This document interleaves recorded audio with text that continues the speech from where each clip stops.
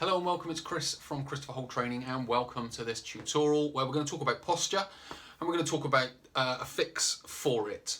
Now, the posture that we're going to be talking about will affect the thoracic spine and the neck. What we're going to do, we're going to talk about that posture, then we're going to talk about sort of going through and correcting it, and then we're going to talk about the sitting posture as a whole towards the end and sort of summarise what we've talked about. So with regards to the sitting posture, what we are talking about is the sort of the chin poke. Now, the posture as a whole obviously involves the screen, but what people tend to do is they will tend to slouch here, and then if the screen, like mine, is up a little bit, they will lift their head. Okay, so they've got a rounded upper spine, possibly rounded shoulders, and then they've got a neck which is sort of hyperextended, if you will, in that position. So those are the postures. Those are the three parts of the body that we're going to be focusing on. So it's sort of the mid to upper part of the back, the shoulders, and the neck. So with regards to what that is doing to your body, so we've got this slouching here. So if we look at the whole spine, it's in a rounded position. So that at the lower part of the spine is adding pressure to the discs at the lower part of the spine. So the lumbar vertebrae, the lumbar vertebral discs. So that's adding to the, or contributing towards the mechanism that can herniate and bulge a disc. Now, that's not to say that everyone that goes into this position is going to get it, because some people are more prone to it than others, and there's a lot of other things that can affect it. But essentially, this rounded position for a long period of time will have an effect on the vertebral discs. And then you've got the inactive muscles there, so it's just putting a lot of stress on the lower part of the spine. As we then move up into the sort of mid to upper part of the back, in this sort of thoracic area part here, we are then rounding there, which is causing, again, shoulders to come in. So we're going to be having sort of shortened, tightened muscles through the front of the shoulder, so that'll be on both sides, plus the thoracic spine will come into this rounded position, and you'll be in a more hunched position. Obviously then we get a hooking up of the neck, and then that's going to be affecting not only the muscles to the side of the neck and the back of the neck, but within the, in between two vertebrae. So you've got the body of the vertebrae, and then you've got a spinous process that comes out the back, and then two that come out of either side. But if we just look at the one on the back, you've got another vertebrae on top. Now, these two spinous processes, they sort of sit and glide over each other. And then when you go into this position, it squashes that joint together. So you're putting extra pressure on those facet joints, and then they can inflame, and then that can cause problems further on, which will also affect the muscles, because they'll be wanting to protect the joint, and if there's inflammation around it, or if there's tenderness around it, then they're going to be tightening up to protect it. With regards to coming a bit further down, we come into then the trapezius. So this is where people will be holding a lot of just general stress anyway, and then if we add this in, you're going to be putting extra tightness around here. Then we've got the muscles between the shoulder blades, because you're rounded, they're going to be relaxed, that's going to be causing problems. So I could go on and on and on about the different problems, but essentially we've got a problem at the lower back, we've got a problem at the middle back with the muscles, joints of the spine, and we've got a problem with the joints in the neck and the muscles of the neck. So what have we got to do? Well, the key to posture is being in a good posture. So if you want better posture, then you've got to be in it.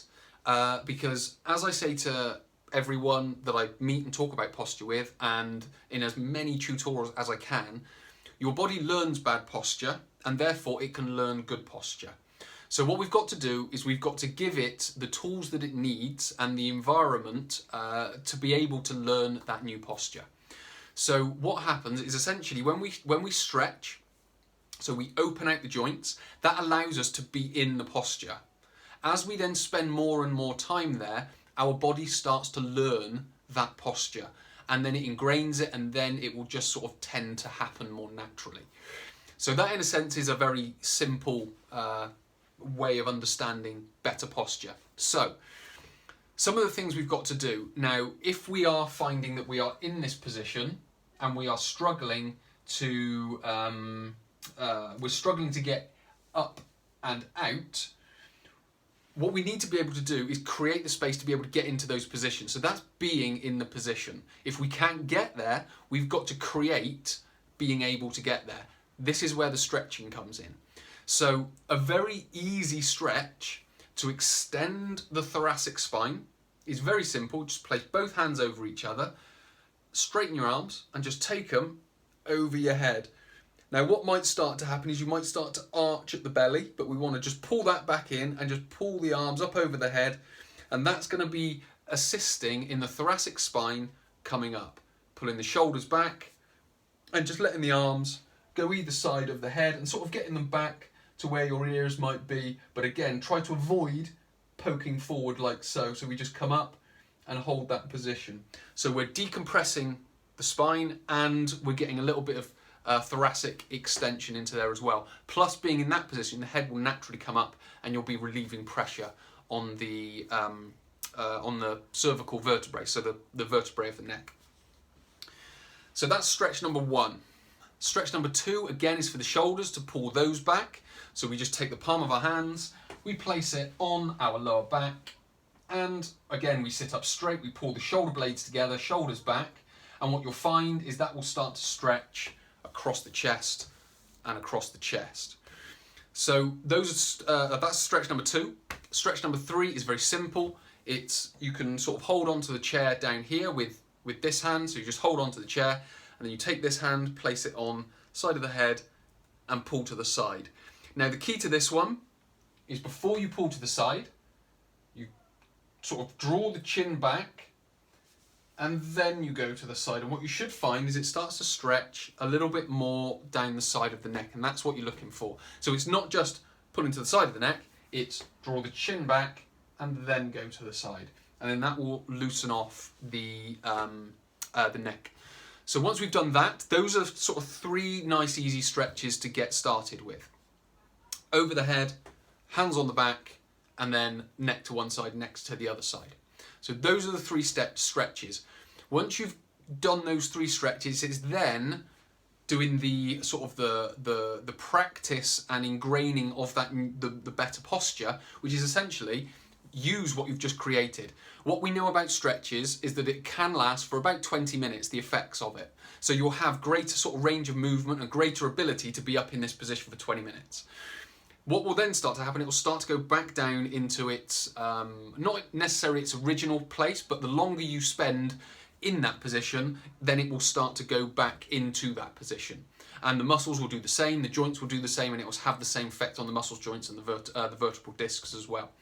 So we want to spend as much time, once we can get there by opening out and being up, we want to spend some time there. So it's a good idea to have the screen up high, so that allows us to see the screen in this upright position. Obviously, if we're on laptops and things like that, it's going to be a little bit harder, but it's better to be upright and then dropping the head ever so slightly, but keeping the chin back and just dropping the head slightly. Then I can see a bit further down here and I can do my work. It might not feel as natural to you, but it's not going to feel natural because you haven't done that position before. So what we've got to focus on is being up in that position, and then that's how, in a sense, we're going to have that better posture. So that's sort of the second part. Now, sitting as a whole. Now, what I am not saying is you must sit in this position for 8 hours a day, because that's not going to happen, and it's not necessarily that natural for you as well. Our body doesn't like to sit. So what we've got to be able to do is change our sitting posture. So if it means sitting forward on the seat, then we can do that. If it means sitting back in the seat and relaxing a little bit more, then we can do that. But again, I'm still sat upright, still got my shoulders back, and I'm able to do my work looking at the screen in front of me. What it can also mean is, can you sit to the side? Can you sit to the other side? All that's doing, it's spreading the stress around the neck, around the torso, and allowing other muscles to pick up some of the work rather than just trying to keep it in the same position. So that's another thing, is do change your position. The other thing is get up out of your seat. Be up and out of your seat, move around. Again, use that better posture. If you need to, do some work. You can do the stretches in your seat, 2 or 3 minutes, back to work. If you need to, do some work, 20 minutes later, half an hour later, get yourself up, walk around, be stood up, do the stretch, do the stretch, do the stretch. Okay, you can do that stood up, come and sit back down. So that is some very simple sort of hints, tips, fixes for that posture. But the key to it is, if you want to be away from here and into here, is be in that posture.